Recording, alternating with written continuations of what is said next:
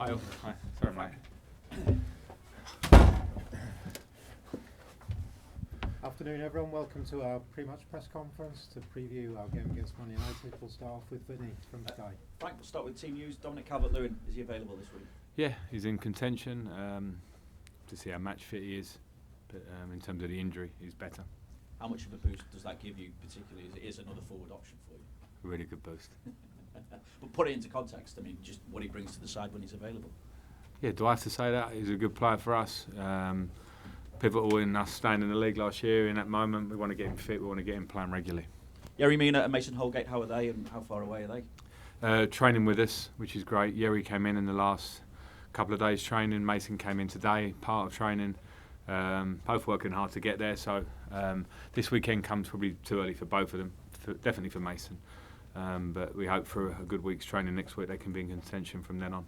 Last week was obviously your second away win in 13 months, or the club's second away win in 13 months. When you look at what you're trying to build here, how significant a step do you feel you've taken by getting that next away win? Well, 3 points, a good feeling in the moment, a bit of confidence to take forward, but this is the Premier League, but I can't dispute that it's a great feeling for us. I thought it was a game that we won, whilst not absolutely at our best. That's a positive off the back of international break and all those things. Some players are not feeling so well, so there was a nice sort of robust sort of nature to us that probably wasn't there at times last season. So I really see the positives in that, but it's just something we really have to take forward and make sure we try and replicate and become the team we want to be. You are the only team to concede 2 or more goals in just one game so far this season. In the last 6 you've conceded 4. Obviously that run kind of coincides with the switch to 3 central midfielders rather than 3 centre-halves. Last time you played with 3 centre-halves was the game against Brentford. What's been the key to that switch of formation working, do you feel? Just work on the pitch. I think if you look at our team, we brought in players in the summer, we brought in players at the start of this season. Sometimes it takes time on the training ground to work on things and to feel the benefits of stuff, and sometimes it's just a moment that you're in. I think there were, throughout my managing career, sometimes you get judged and say, oh, you've got a really good record lately or not so good record lately. There are lots of underlying factors to it. But what we do have for sure is a great spirit in an organisation, and we've worked very hard on the training pitch in trying to be solid, in trying to have a good base when we're without the ball, clearly, because they're so important, but also when we have the ball and we turn it over. So, yeah, I think it's just a continuation of the work, and long may it have to continue, because this Premier League is unforgiving, and if we drop those standards, then those nice stats can all change. Moving forward, when you're planning for the future, what confidence do you take from your recruitment in the summer? Because I imagine the impact that they've had just increases the trust between the team as a whole, that recruitment team as a whole, between yourself and the recruitment team, I should say. Yeah, and I think it's good to be to understand it. I think there are probably times as I came in that a lot of people were very negative about some recruitment situations, and now it's really a positive that people are feeling good about it. But there's so many parts to that, and so many small parts that it's too simplistic to just say, oh, great recruitment out of nowhere. I think it's making sure that we brought the right people in, and I suppose that's a part of the good recruitment, but also the work on the training ground to improve. And last year we came in a very tense situation and had to fight our way out of a relegation fight. And now we've had maybe some time to work with more confidence, less tension, in a positive direction, and the players have bought into that. So there's lots of nice parts of it, but we're still very early. We still have got 2 wins on the board, and we still want a lot more. So I feel bad when I talk too much in answering your question. It's just some good work that we want to continue. Might be early to ask about certain players' futures as well, but just wonder if you've already asked to sign Conor Coady permanently. If not, are you going to? Well, it's not probably a question for now because it's so far away. A lot can happen. Conor's been really, really good. To maybe understate it since he's been here. He's been amazing in terms of his own performance and in terms of his influence on the team, on and off the pitch. So I think that's really visible. There's a long season to go. Conor knows how I feel about him. I think Conor knows how the club feels about him, and he's said a lot himself about the feeling. But I don't think it's time for that an answer to that question whether to corrupt it at the minute. I think it's just good that we're working together. He's settled in really quickly. I know what my feeling is, and we'll see. Does the same go for Seamus as well? Because we all know how you feel about him as well. But looking at what he did last week, 23 defensive actions, 18 successful. The average for a right back in the league is 12. He was also above average in attacking actions. as well probably says a lot about him and the way he returned. Absolutely. Considering the injury that he carried for games in the battle to the end of the season that not many people knew about until he was really, really struggling with it at the end, and then an operation, and then a break, and then not many minutes, and then come in the Premier League is a massive ask for anybody, let alone where Seamus is at in his career. It's another one not to answer directly now, other than to say everybody here understands what Seamus is to this club. If his performance levels are there and he wants to stay, then there's no doubt when he knocks on my door and says that, I'll be like, well, let me help make this happen because of how I am with Seamus. I also know Seamus to be the best man. I've said this a lot now. One of the best people I've worked with in this game, and he'll always say the right thing and do the right thing. So if he feels like he's contributing well for this club, he'll want to stay here and help the cause. That's the sort of bloke he is. So again, it's an ongoing situation, but Seamus will know and has to know from us that kind of whatever capacity he wants to be at this club, he deserves whatever he wants. Paul Merson said this week, I've been impressed with what Frank has done at the club so far. He's getting the absolute best out of the players at his disposal, which is what the fans want to see. Are you getting the best out of the players, or are you just scratching the surface at the moment? I don't know about scratching the surface, but I think we're doing better. There's more to come, if that's the answer to that. It's nice that people outside of Everton are maybe sort of seeing that, clocking it, talking about it. A lot of respect for Merson and the people that speak about the game. And now maybe people are seeing that we are improving, going in the right direction. I think we've felt that from within the club for a few weeks now, and maybe now people are seeing it. But the important thing is that in this phase of where we're at, results always kind of get that reaction, and then we can continue working. The minute we don't get those results, Merce might be saying something else next week, and then it makes working harder. So I think we have to just kind of keep very humble to those kind of statements and just work away, and hope that the consequence of that is more results like we've been having in recent weeks. I think we should remember that prior to the Manchester derby, United were in pretty decent form, and they got a win, of course, in midweek as well. You're just 2 points behind them in the Premier League. Last season, it felt like it was a significant moment when you got that win at Goodison Park, albeit there were a few ups and downs between then and the end of the season as well. But could this weekend be as significant, do you think, and for very different reasons, looking up rather than looking down? In the short term, yes. Let's make no bones about it. Manchester United are a fantastic team. Got really, really good individual players. One of the strongest squads in the league for sure. So we're aware of that, but we also have a confidence in ourselves and understand what we can be like at Goodison particularly.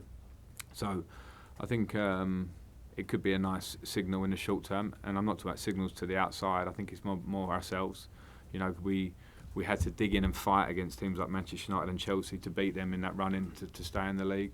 Can we approach these games with a bit of a different mentality and sort of feel about us and what can we do in this game to compete with teams at this level? And then I think we're in a different phase. So if it can give us confidence to, you can't predict the results, because performance is what you can do, all you can to get the best performance. And if we can get our performance right, we'll have a good chance in this game.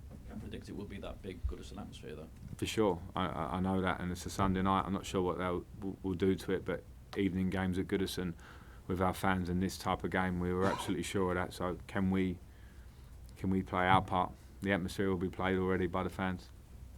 Thank you. Frank, you said there's more to come from your side, and offensively you've scored 7 so far this season. With Dominic to come back and with Neal finding his feet, are you confident that's going to come? Well, I hope so.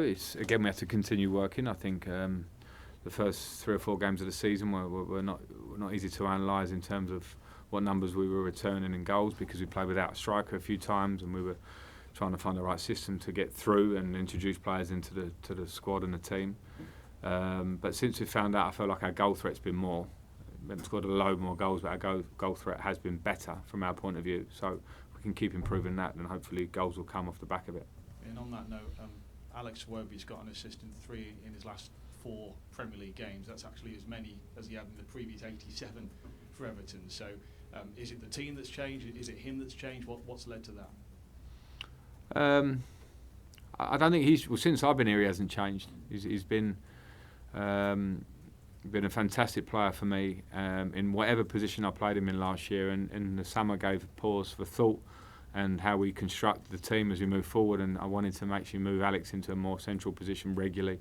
Finish the season as a bit of a wing back at times. because I just felt it really suited his attributes. And then it's down to him. And of course, the team having a good structure really helps any player, but it's down to him.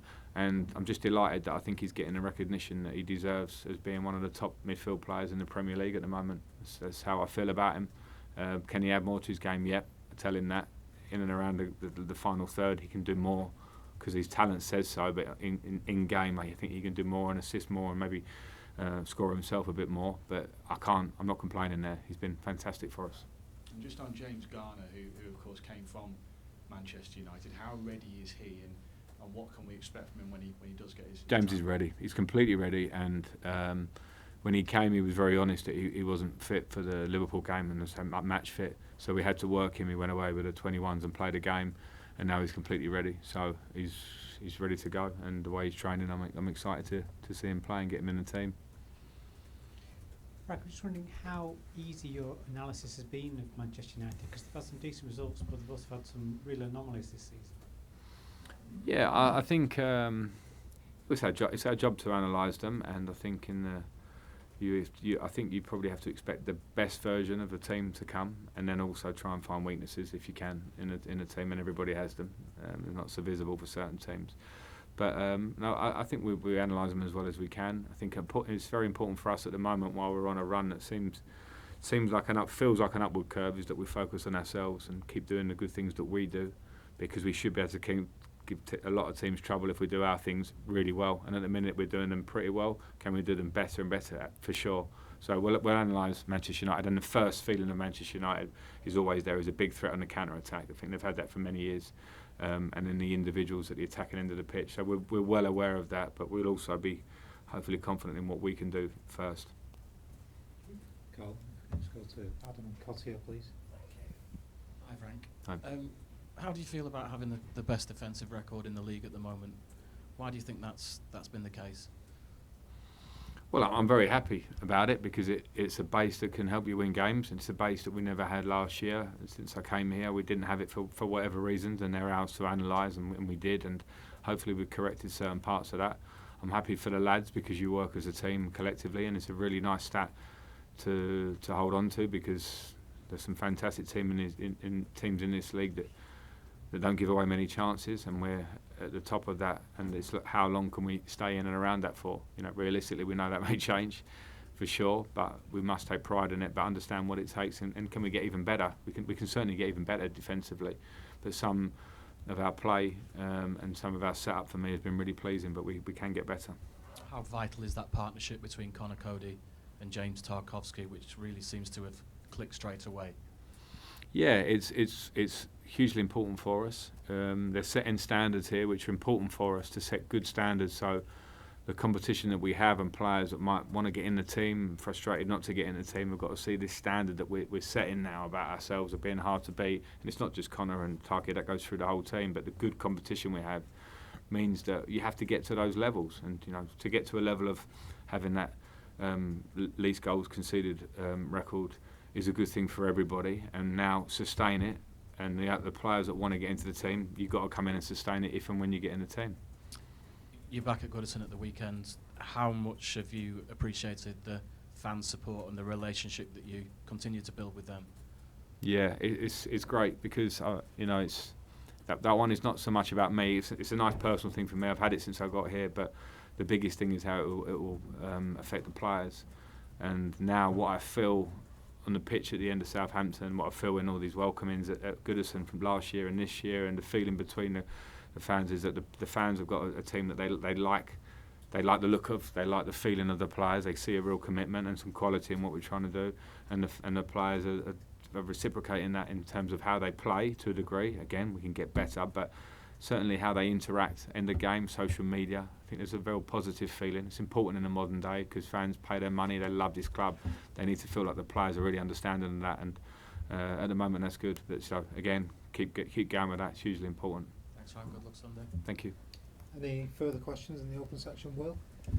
Frank, I just wanted to ask you about Ruben Vinagre. We haven't seen him a lot really since he arrived. How's he looking in training? Is he pushing for a start at all?